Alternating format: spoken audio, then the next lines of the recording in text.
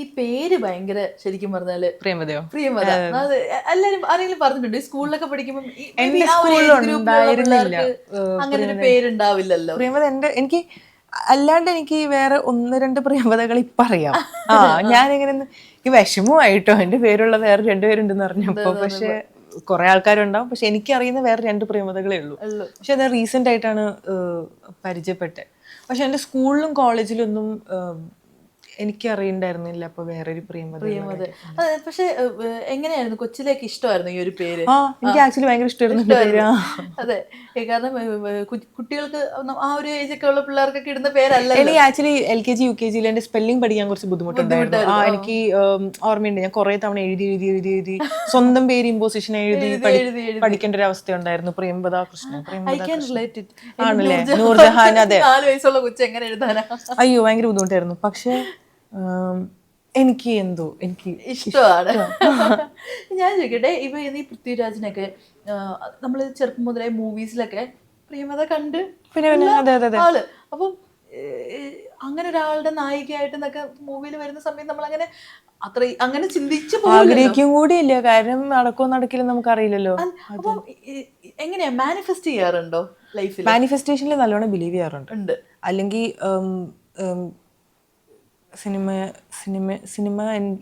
എന്നുള്ളൊരു സ്വപ്നം എനിക്ക് യാഥാർത്ഥ്യമാവണം, സിനിമ ചെയ്യണം, നല്ല നല്ല കഥാപാത്രങ്ങൾ ചെയ്യണം, ഇതുപോലത്തെ ലാർജർ ദൻ ലൈഫ് സിനിമകൾ ചെയ്യണം എന്ന് എവിടേക്കോ ആഗ്രഹിച്ചത് കൊണ്ടായിരിക്കുമല്ലോ അങ്ങോട്ടേക്ക് നമ്മൾ സ്റ്റെപ്പ് ബൈ സ്റ്റെപ്പ് പരിശ്രമിക്കാൻ തുടങ്ങിയത്. ഞാൻ മാനിഫെസ്റ്റേഷൻ്റെ പൂർണ്ണമായി വിശ്വസിക്കുന്നു.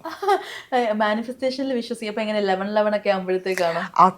ഇപ്പൊ അത് ആക്ച്വലി ഞാൻ റീസെന്റ് ആയിട്ട് തുടങ്ങിയത് കേട്ടോ. ആരൊക്കെ എന്നോട് പറയും 11 കാണുമ്പോൾ കാണാറുണ്ട്. രാത്രിയും കാണും, ഉച്ചയ്ക്ക് രാവിലെയും കാണുമ്പോ നമ്മൾ പിന്നെ നമ്മളൊന്ന് പ്രേ ചെയ്ത് പോവുമല്ലോ, 2 സെക്കൻഡ് ആണല്ലോ പോകുന്നത്. ബട്ട് അങ്ങനത്തെ മാനിഫെസ്റ്റേഷൻ അല്ലാണ്ട് വേറെ തരം ഒരു മാനിഫെസ്റ്റേഷൻ ഇല്ല. നമ്മൾ അത്രയും നമ്മൾ രാവിലെ എണീക്കുമ്പോഴും കിടക്കുന്ന പോകുന്നതിന് മുന്നേയും ഒരു തോട്ട് തന്നെ നമ്മൾ ചിന്തിച്ച് അത്. അതെ. അപ്പൊ ഈ എവിളൈ അതിലൊക്കെ വിശ്വസിക്കുന്നുണ്ടോ? ഞാൻ ഗുഡ് എനർജി ബാഡ് എനർജിയിൽ വിശ്വസിക്കുന്നുണ്ട്. അപ്പൊ ഒരു ബാഡ് എനർജിയുടെ ഒരു ഭാഗമായിട്ടായിരിക്കുമല്ലോ ഇവളൈ. അപ്പോ പക്ഷെ നമുക്കൊന്നും ചെയ്യാൻ പറ്റില്ലല്ലോ. ഇവളൈ എപ്പോഴെങ്കിലും കിട്ടിയിട്ടുണ്ടോ? ഇപ്പൊ ചിലവർ പറയില്ലേ, ഇപ്പൊ ആരെങ്കിലും ഒരു കോംപ്ലിമെന്റ് ചെയ്ത് കഴിഞ്ഞാൽ അവർക്ക് അന്ന് പനി വരും, അല്ലെങ്കിൽ എനിക്ക് അങ്ങനെയൊന്നും ഉണ്ടായിട്ടില്ല ഇതുവരെ. പിന്നെ ചില കാര്യങ്ങൾ ചിലർ പറയാറില്ലേ, നമ്മളിപ്പോ ഇങ്ങനെ അത് നടന്നിട്ട് പറഞ്ഞാൽ മതി എല്ലാവരോടും. ഞാൻ ആക്ച്വലി നടന്നിട്ടേ പറയാറുള്ളൂ. ഇപ്പൊ വിലായത്തൂതയുടെ കാര്യം എടുക്കുക വെച്ചാലും ഈ പടന്നിലേക്ക് വന്നപ്പോൾ ഞാൻ ആരോടും പറഞ്ഞിട്ടുണ്ടായിരുന്നില്ല. ഇല്ല, ഞാൻ എൻ്റെ ആകെ കൂടി എൻ്റെ അച്ഛനമ്മയ്ക്കും പിന്നെ എൻ്റെ 2 3 വളരെ വളരെ ക്ലോസ് ആയ സുഹൃത്തുക്കൾക്ക് മാത്രമേ അറിയണ്ടായിരുന്നുള്ളൂ. ചോറ്റാനിക്കര പൂജയുണ്ടായിരുന്നു ഇവിടെ പടത്തിന്റെ അന്ന്. കുറച്ചും കൂടി ആൾക്കാരോടെ ഞാൻ പറഞ്ഞിട്ടുള്ളൂ. ഞാൻ എവിടെയും ഇൻസ്റ്റാഗ്രാമിൽ ഒന്നും പോസ്റ്റ് ചെയ്തിട്ടുണ്ടായിരുന്നില്ല അന്ന്. സാധാരണ നമുക്ക് ഇത്രയും വലിയൊരു സംഭവം കിട്ടുമ്പോൾ നമ്മൾ മാക്സിമം ആൾക്കാരോട് പറയൂല. ഞാൻ പറഞ്ഞില്ല. എന്തെങ്കിലും പണി കിട്ടിയതിന് ശേഷമാണോ? അല്ല, എനിക്ക് തോന്നി തുടങ്ങിയിട്ട് പറയുന്നതായിരിക്കും നല്ലത്. പിന്നെ ഞാൻ നമ്മള് മറയൂരൊരു പൂജ ഉണ്ടായിരുന്നു അന്ന്. പിന്നെ ഞാൻ എല്ലാവരോടും പറഞ്ഞു. ഫ്രണ്ട്സിന്റെ ഒക്കെ റിയാക്ഷൻ? അവര് ഭയങ്കര ഹാപ്പി ആയിരുന്നു. കാരണം ഇപ്പൊ സ്കൂൾ ഫ്രണ്ട്സ് എന്നൊക്കെ പറയുമ്പോ അവര് കൂടെ വളർന്ന ആൾക്കാരാണല്ലോ. പണ്ട് ഇങ്ങനെ ആവണം ആക്ട്രസ് ആവണം, എനിക്ക് നല്ല നല്ല സിനിമകളിൽ അഭിനയിക്കണം എന്ന് ഇപ്പോഴും ഇവര് ഞാൻ പറയുന്നത് കേട്ടിട്ടേ ഉള്ളൂ. അതെ, അവർക്ക് ഇനി എത്ര വലിയ നടിയായാലും അവർക്ക് അവരുടെ അല്ലേ ഭയങ്കര സപ്പോർട്ടീവാ. അവര് ഭയങ്കര എന്താ പറയാ വാലിഡേറ്റ് ചെയ്യും. പക്ഷെ അത്രയും തന്നെ ജെന്യുവൻ ആയിട്ടുള്ള ഒപ്പീനിയൻസും പറയും. എനിക്ക് പ്രോപ്പർ ജെന്യുവൻ ആയിട്ട് ഒപ്പീനിയൻ പറയുന്ന ഫ്യൂ നല്ല ഫ്രണ്ട്സ് ഉണ്ട്. കാരണം അവർക്കറിയാം അത് എന്നെയും ഹെൽപ്പ് ചെയ്യുന്നു. അല്ല എല്ലാം നല്ലതാന്ന് പറഞ്ഞിട്ട് കാര്യമില്ലല്ലോ. ഇല്ല. അപ്പൊ ഇവര് ഈ രാജുവിന്റെ കൂടെയാണ് മൂവി. ഭയങ്കര എക്സൈറ്റഡ് ആയിരുന്നു. ഭയങ്കര എക്സൈറ്റഡ്. എപ്പോഴെങ്കിലും പറഞ്ഞു ഞങ്ങൾക്ക് കാണണം, മീറ്റ് ചെയ്യിക്കണം. അവർക്ക് അറിയാം ഞാൻ ഈ സെറ്റില് അങ്ങനെ ഫ്രണ്ട്സും കാര്യങ്ങളൊന്നും. ഈ ഫ്രണ്ട്ഷിപ്പിൽ തന്നെ എങ്ങനെയാ ഒരു കംഫർട്ട് സോൺ ഒക്കെ ഇഷ്ടപ്പെടുന്ന കൂട്ടത്തിലാണ്? അതെ, എനിക്ക് എന്റേതായ ഒരു എന്താ പറയാ ഒരു കംഫർട്ട്, ഒരു ഏരിയ ഉണ്ട്. നമുക്കപ്പോ വേറൊരു പ്രിയമതനെ അവിടെ കാണാൻ പറ്റുമോ? സ്ക്രീനിൽ വേറൊരു കഥാപാത്രമായിട്ട്? അല്ലല്ല, ഈ ഫ്രണ്ട്സിന്റെ ഒപ്പം. ഫ്രണ്ട്സിന്റെ ഒപ്പം ഞാൻ ഫ്രണ്ട്സിന്റെ കൂടെ ഇരിക്കുമ്പോൾ കാണാൻ പറ്റും. അതല്ല, ഈ ഫ്രണ്ട്സിന്റെ ഒപ്പം ഉള്ളതേ, അതായത് നേരത്തെ പറഞ്ഞ ഒരു കംഫർട്ട് സോണിൽ ചെല്ലുമ്പോ എങ്ങനെ കുറച്ച് ഹൈപ്പർ അയ്യോ ഭയങ്കര ഹൈപ്പറാണ്. പിന്നെ അത് മാത്രല്ല, പിന്നെ അവര് നമ്മുടെ കൂടെ വളർന്ന ആൾക്കാരും കൂടിയാണല്ലോ. ആക്ച്വലി എനിക്ക് സിബ്ലിങ്സ് ഇല്ല, സോ എനിക്ക് ഒറ്റ മോളാണ്. അപ്പൊ കുറെയൊക്കെ കൂടെ വളർന്നു എന്ന് പറയുമ്പോൾ എനിക്ക് കസിൻസും ഫ്രണ്ട്സും ഒക്കെ തന്നെയാണ്. അപ്പൊ നമ്മുടെ ഏറ്റവും പൊട്ടത്തരമായുള്ള ഒരു സ്റ്റേജ് തൊട്ട് ഇന്ന് വരെ അവര് ഓൾമോസ്റ്റ് എല്ലാം കണ്ടിട്ടുണ്ട്. അപ്പോൾ ഇവരുടെ മുന്നിൽ എന്താ നമുക്ക് ഹൈഡ് ചെയ്യാനുള്ളത്? അപ്പം അവരുടെ കൂടെ മാത്രം ഇരിക്കുന്ന ഒരു സ്പേസ് എന്ന് പറയുമ്പോൾ ഹൈപ്പറും എല്ലാം ലൈക്ക് ഫ്രീ ആണ്, ഒന്നും ആലോചിക്കണ്ട. അതെ, ഫുൾ അവരുടെ കൂടെ ഒരു മറ്റേ ജിൽ ജിൽ ജിൽ ജിൽ ജിൽ അവരുടെ കൂടെ നിൽക്കുമ്പോഴത്തേക്ക് അങ്ങനെ ഒരു ഫുൾ വേറൊരു പേഴ്സൺ. വേറെ എന്ന് പറയുമ്പോൾ കുറച്ചും കൂടി ഒരു ഫ്രീ ആയിട്ടുള്ള ഒരു person without any inhibition barriers. ഇത് അതെ, ഒരുപാട് നല്ല കുറച്ച് കഥാപാത്രങ്ങൾ ചെയ്തിട്ടുണ്ടല്ലോ, കുറച്ച് വെർസറ്റൈൽ ആയിട്ടുള്ള കഥാപാത്രങ്ങൾ. ഇതിൽ ഏറ്റവും കൂടുതൽ ക്ലോസ് ടു ഹാർട്ട് ആയിട്ടുള്ള ഒരു 1 or 2 കഥാപാത്രങ്ങൾ ഏതൊക്കെയാന്ന് ചോദിച്ചു കഴിഞ്ഞാൽ എല്ലാം ക്ലോസ് ടു ഹാർട്ട് ആട്ടോ.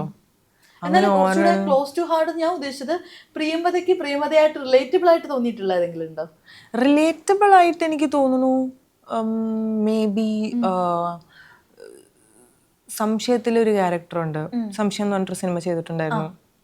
അതിൽ ഞാൻ ഫേസ എന്ന് പറഞ്ഞൊരു ക്യാരക്ടർ ചെയ്തിട്ടുണ്ട്.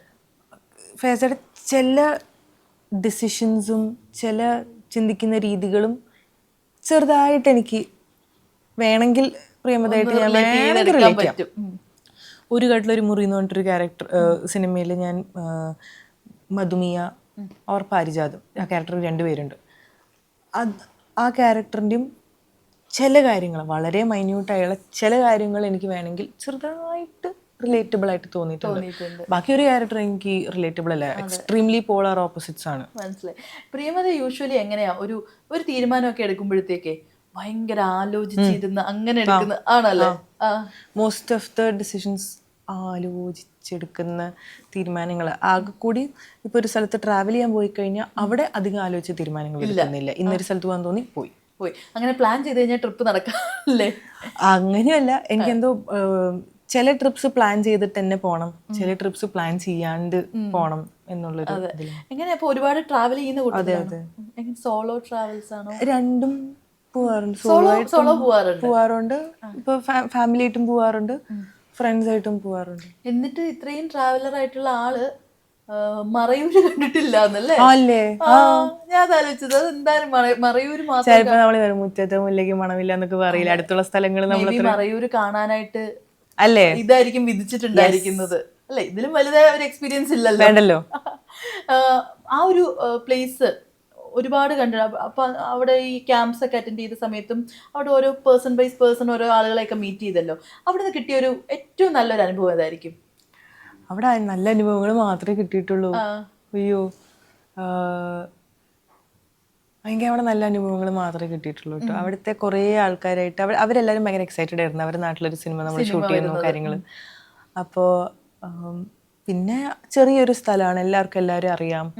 അവിടെ ഷൂട്ട് ചെയ്ത് തുടങ്ങി ലാസ്റ്റ് നമുക്കും എല്ലാവരും അറിയാം, എല്ലാവർക്കും നമ്മളെ അറിയാം. എന്നും ഷൂട്ട് കഴിഞ്ഞ് കഴിഞ്ഞാൽ നമ്മൾ താമസിക്കുന്ന സ്ഥലത്ത് എൻ്റെ അടുത്തൊരു ചായക്കട ഉണ്ടായിരുന്നു, ഒരു നല്ല ഒരു സ്പേസാണ്. അവിടെ എന്നും പോയി ആ ചേച്ചിയോട് കുറച്ചു നേരം വർത്താനം പറഞ്ഞില്ലെങ്കിൽ എന്തോ ഒരു ഡേ ഇൻകംപ്ലീറ്റ് പോലെ. എല്ലാവരും അങ്ങനെയായിരുന്നു ആക്ച്വലി. ആൻഡ് തിരിച്ചു വരുമ്പോൾ നമ്മളിങ്ങനെ എല്ലാവരോടും പായൊക്കെ പറയുമ്പോൾ നമുക്കൊരു വിഷമം ഉണ്ടായിരുന്നു. കാരണം അവര് നമ്മുടെ പാർട്ട് ഓഫ് ആർ ലൈഫ് ആയിരുന്നല്ലോ, പാർട്ട് ഓഫ് ആർ മെമ്മറി ആയിരുന്നല്ലോ. തിരിച്ച് മറയൂര് വിട്ട് വരാനായിട്ട് എങ്ങനെ പറ്റി? തിരിച്ച് മറയൂര് നിന്ന് വരാനല്ലേ പറ്റൂ. ബട്ട് നൈസ് എക്സ്പീരിയൻസ് ആയിരുന്നു അത്. ഐ ഹോപ്പ് എല്ലാ ആക്ടേഴ്സിന് ഇങ്ങനത്തെ ഒരു എക്സ്പീരിയൻസ് ഉണ്ടാവാനുള്ളൊരു ഭാഗ്യം ഉണ്ടാവട്ടെ. ഇത്രയും ബ്യൂട്ടിഫുൾ ആയിട്ടുള്ളൊരു ടീമിന്റെ കൂടെ വർക്ക് ചെയ്യാനുള്ളൊരു ഭാഗ്യം ഉണ്ടാവട്ടെ. ആൻഡ് എനിക്കും വീണ്ടും ഇതുപോലത്തെ ഒരു ടീമിന്റെ കൂടെ അല്ലെങ്കിൽ ഇതേ ടീമിന്റെ കൂടെ വർക്ക് ചെയ്യാനുള്ള ഒരു ഭാഗ്യം ഉണ്ടാവട്ടെ. എന്തെങ്കിലും ഇനി ചെയ്യാൻ ആഗ്രഹമുള്ള റോൾസ് ഒരുപാട് ഉണ്ടാവുമല്ലോ, അതിൽ കുറച്ചുകൂടി ഡിഫറെന്റ് ആയിട്ട് ചെയ്യാനായിട്ട് ആഗ്രഹമുള്ള ജോണേഴ്സ് ഏതൊക്കെയാ? ഞാൻ ഇതുവരെ ഹൊറർ ചെയ്തിട്ടില്ല, പക്ഷെ ഞാൻ ഹൊറർ മൂവീസ് കാണാൻ ഇഷ്ടപ്പെടുന്ന ഒരാളാണ്.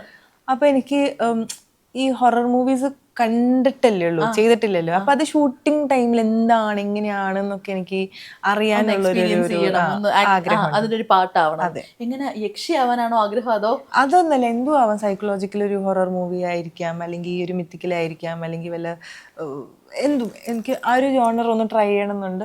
പിന്നെ എപ്പോഴെങ്കിലും ഒരു ബയോപിക് ചെയ്യണം എന്ന് ആഗ്രഹം. അതെ, ആരുടെ ബയോപിക് ചെയ്യണം? അത് ഞാനിപ്പോ എനിക്ക് അറിയില്ല, ഇപ്പൊ പറയുന്നുമില്ല. എപ്പോഴെങ്കിലും എനിക്ക് സൂട്ട് ആവുന്ന തരം എന്തെങ്കിലും ഉണ്ടെങ്കിൽ ആരെങ്കിലും എന്നെ ബയോപിക് ചെയ്യാൻ വിളിക്കണം. ബയോപിക്സ് കണ്ടിട്ടുള്ള കൂട്ടത്തില് ഭയങ്കരമായിട്ട് ഇഷ്ടപ്പെട്ട ഒരു? എല്ലാം കണ്ട ബയോപിക്സ് ഒക്കെ എനിക്ക് ഇഷ്ടമായിട്ടുണ്ട് കേട്ടോ. അതെ അതെ, മിക്കതും. കാരണം ഒരു ബയോപിക് ചെയ്യാന്ന് പറഞ്ഞു കഴിഞ്ഞാൽ ആ ഒരു അവരുടെ ബോഡി ലാംഗ്വേജ് എല്ലാം ലുക്ക് വൈസ് ആണെങ്കിലും. സോ അത് ഐ തിങ്ക് എല്ലാം ആക്ടറിന്റെ ഒരു ഡ്രീം ആയിരിക്കും എപ്പോഴെങ്കിലും ലൈഫിൽ കരിയറിൽ ചെയ്യണം.